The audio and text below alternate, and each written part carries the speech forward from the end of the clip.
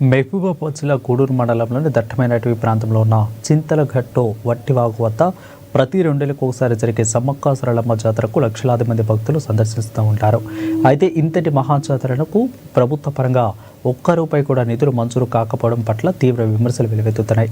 గత 14 సంవత్సరాలుగా ఈ జాతర కొనసాగుతున్నప్పటికీ ప్రభుత్వాలు సర్వేలు చేయడమే తప్ప జాతర అభివృద్ధిపై చర్యలు తీసుకోవడం లేదని గిరిజనులు, పూజారులు ఆవేదన వ్యక్తం చేస్తున్నారు. జాతర నిర్వహణ మొత్తం దాతల సహాయంతోనే జరుగుతుండగా భక్తులు ఎదుర్కొంటున్న సమస్యలు మాత్రం రోజు రోజుకి పెరుగుతున్నాయి.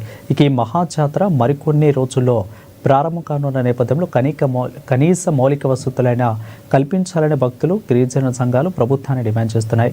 ఇప్పటికైనా ప్రభుత్వం స్పందించి నిధులు మంజూరు చేయించి శాశ్వత సదుపాయాలు కల్పించి గిరిజనుల అస్థిక సంస్కృతిని కాపాడాలని పూజారులు కోరుతున్నారు.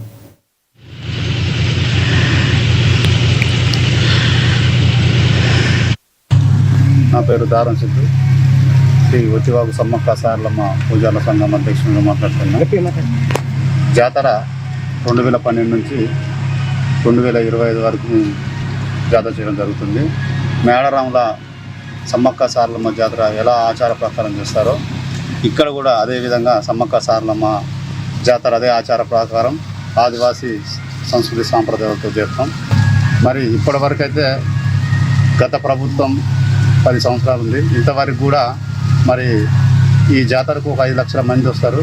ఎన్నోసార్లు కూడా గత ప్రభుత్వంలో ఉన్న మంత్రులని, ఎమ్మెల్యేలను కలవడం జరిగింది.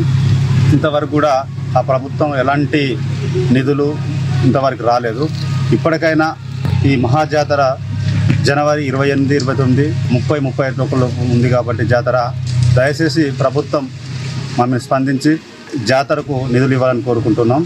ఈ జాతరకు ఎన్నోసార్లు మేము ఇప్పుడున్న ప్రజెంట్ ఎమ్మెల్యే గారిని, మంత్రి గారిని, మరి ఉన్న ఎంపీ గారిని కూడా కలవడం జరిగింది. ఇంతవరకు కూడా చిన్న చిన్న జాతరలు రాష్ట్రంలో ఉన్న, తెలంగాణ రాష్ట్రంలో ఉన్న జాతరలకు ఎన్నో జాతరలకు కూడా అక్కడ నిధులు ప్రకటించారు. మరి ఇంతవరకైనా మహబూబాబాద్ జిల్లాలో అతిపెద్ద ఆదివాసీ జాతర మాది. మరి ఈ జాతరకు 3 జిల్లాల నుంచి ఖమ్మం, ఉమ్మడి, నల్లగొండ, వరంగల్ జిల్లా నుంచి మరి ఎంతోమంది భక్తులు ఇక్కడికి రావడం జరుగుతుంది. మరి కోరిన కోరికలు